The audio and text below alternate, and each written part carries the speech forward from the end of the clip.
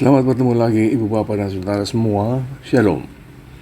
Semoga kita semua di dalam kondisi yang baik, di dalam kasih Allah yang tidak pernah lekang. Kita merasa lega dan senang sebab kunjungan Paus Fransiskus ke Indonesia sudah berjalan lancar, aman, dan membawa damai untuk semua orang. Tapi tunggu dulu.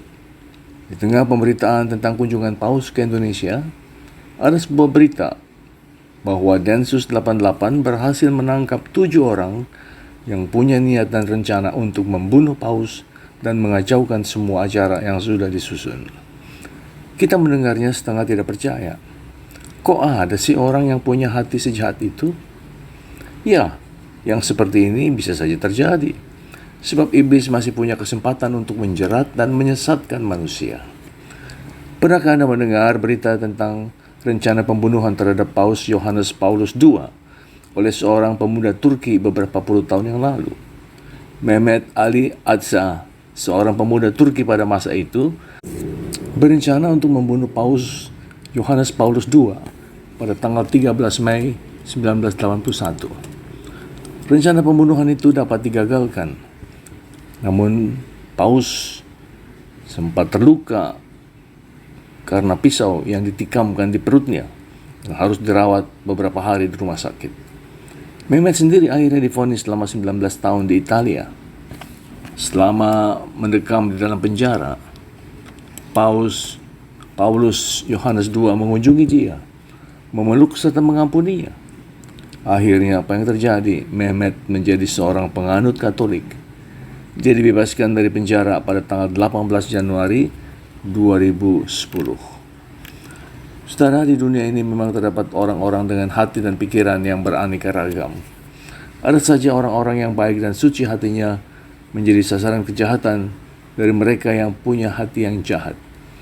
Kita bersyukur sebab aparat keamanan kita bekerja sangat baik, sehingga semua niat jahat terhadap tamu istimewa negeri kita baru-baru ini dapat digagalkan dan semua yang terlibat dapat ditangkap. Nah, kita sampai pada Injil Matius pasal 26 yang menuturkan saat-saat terakhir dari hidup Tuhan Yesus. Saya Pendeta Ferdi dari GKI. Renungan ini berjudul Rencana untuk Membunuh Yesus berdasarkan Injil Matius pasal 26 ayat 1 hingga 5. Injil Matius pasal 26 mulai dengan catatan begini. Setelah Yesus selesai dengan segala pengajarannya itu, berkatalah ia kepada murid-muridnya, "Kamu tahu bahwa 2 hari lagi akan dirayakan Paskah, maka anak manusia akan diserahkan untuk disalibkan." Yesus tahu bahwa itulah hari-hari yang terakhir baginya. Ia menyampaikan berita itu kepada para murid agar mereka bersiap-siap. Pada saat yang sama, penguasa Yahudi menyusun rencana mereka untuk menangkap Yesus.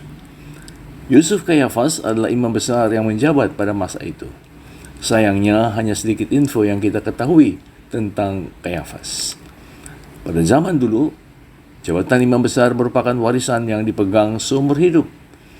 Tetapi ketika orang-orang Romawi menguasai dan menduduki Palestina, imam besar itu berganti-ganti dengan cepat sebab penguasa Romawi mengangkat dan memecat imam besar sesuai dengan keinginan mereka. Antara tahun 37 sebelum Masehi sampai dengan tahun 67 Masehi, ketika imam besar yang terakhir ditunjuk sebelum penghancuran Bait Suci, tidak kurang ada 28 orang imam besar. Diduga kuat bahwa Kayafas menjadi imam besar antara tahun 18 sampai dengan 36 Masehi selama 18 tahun. Ini adalah masa jabatan yang cukup lama bagi Kayafas.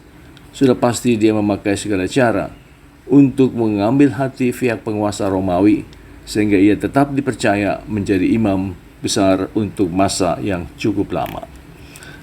Nah, satu hal yang tidak dapat dibiarkan, tidak bisa ditoleransi oleh orang Romawi adalah kekacauan di dalam masyarakat.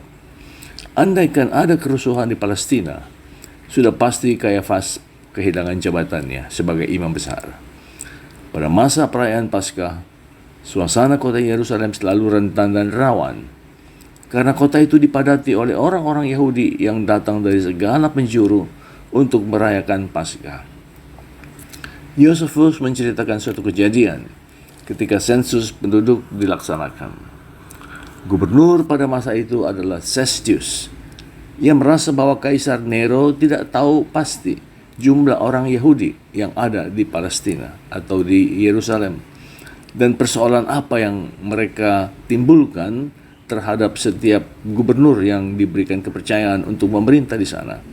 Maka ia pun minta imam besar untuk mengadakan sensus anak-anak domba yang disembelih pada perayaan Paskah.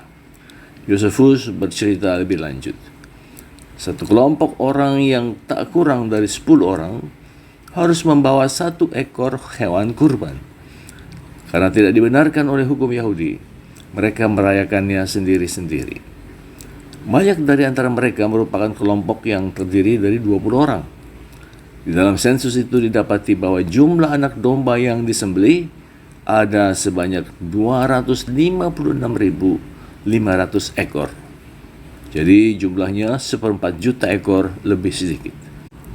Jadi Yosefus memperkirakan di dalam kota Yerusalem ada sekitar 2.750.000 orang Yahudi yang merayakan Paskah. Itulah hari raya yang paling ramai, paling meriah, paling banyak dihadiri oleh orang-orang Yahudi dari berbagai penjuru dunia. Jadi tidak aneh kalau Kayafas mencari saat yang tepat untuk bisa menangkap Yesus secara diam-diam. Sebab banyak dari antara para peziarah yang datang ke Yerusalem berasal dari wilayah Galilea. Mereka tahu dan mengenal Yesus sebagai seorang nabi. Jadi Kayafas berencana untuk menunda penangkapan Yesus sampai perayaan Paskah itu selesai dan kota Yerusalem menjadi jauh lebih sepi. Saudara, semua orang pasti akan mencapai titik akhir dalam hidupnya di dunia fana ini. Jika tugas kita sudah selesai di dunia, maka Tuhan akan memanggil kita untuk kembali kepadanya. Apa yang harus kita lakukan untuk menghadapi saat-saat terakhir dalam hidup ini? Mari kita belajar dari Tuhan kita, bahwa saat-saat yang terakhir pun harus kita siapkan dengan lapang dada, dengan penuh iman dan dengan sebaik-baiknya. Kiranya Tuhan menolong kita, bukan saja untuk menjalani hidup ini dengan baik, tetapi juga untuk mengakhirinya dengan baik. Amin. Marilah kita berdoa.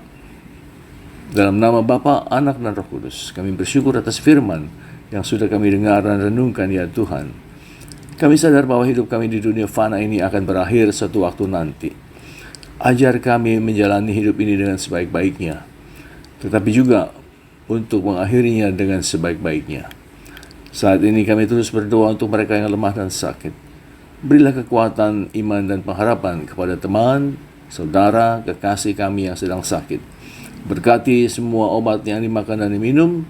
Berkati juga perawatan yang diberikan oleh para dokter, perawat, dan anggota keluarga mereka. Kami juga berdoa untuk saudara-saudara yang punya beban dan pergumulan dalam hidup ini. Berilah hikmat dan jalan keluar untuk dapat mengatasi dan melewati semua pencobaan itu. Kami mau berdoa untuk gereja-gerejamu, ya Bapa. Berilah kekuatan, keberanian, dan ketekunan kepada hamba-hambamu untuk terus berkarya, memberitakan kabar baik, dan melayani dunia dengan sepenuh hati.